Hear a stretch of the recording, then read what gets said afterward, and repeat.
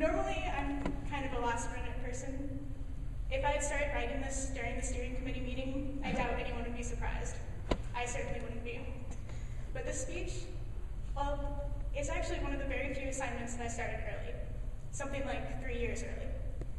Ever since I sat there listening to the seniors my freshman year, I've been thinking about what I'd have to say when I stood in their shoes. I thought maybe I'd try the humorous route, or perhaps take a pull at your heartstrings. And by the way, if you start crying, I'm going to too, so. The hardest thing, even if I could figure out exactly how I wanted to say it, is figuring out what I want to say. Because just like everything in life, PCC has been in flux. Every year we lose some folks and get some new ones. Some jokes I could have come up with a couple of years ago would fall totally flat today. PCC now isn't the same as when I was a freshman, and it won't be the same when I'm gone. But there's still something fundamentally PCC that's been a constant, and is the reason that sitting there 3 years ago, I knew that today I would be standing here, struggling to make one of the hardest farewells of my life. PCC has meant a lot to me over the past 4 years. Many of my best friends in Rochester have been here.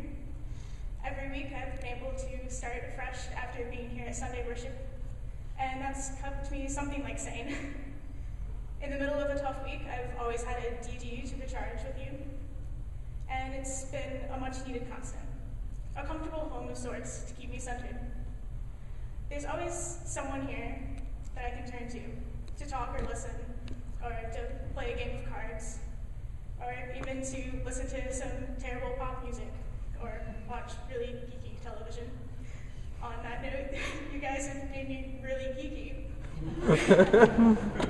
I've never seen an episode of Star Trek or Doctor Who before meeting you guys. I wrote this while watching Doctor Who. I could go on for pages and pages about all of the things that you mean to me, but Lori gave me a page limit, and I know that you do want to get to dinner tonight.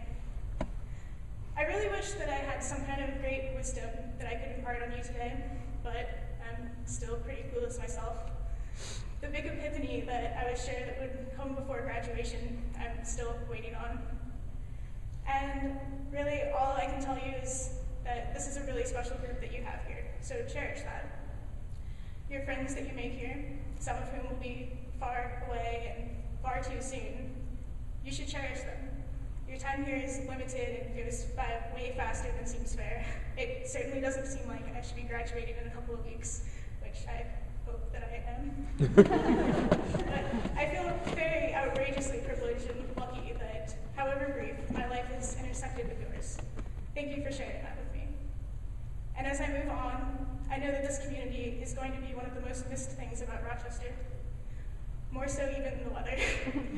I'd be lying if I told you that I'm not totally excited about going on to Delaware.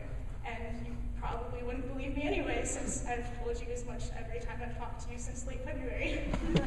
But I'm also been very terrified that I won't be able to fill the hole that PCC is creating in my life.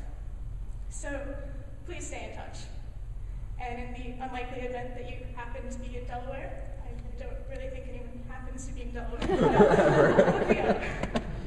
Because no matter what great things are in store for the future, I'm going to be missing you. And that's really hard. Goodbyes are hard too, so I'm not going to say goodbye. But have a lovely until I see you next.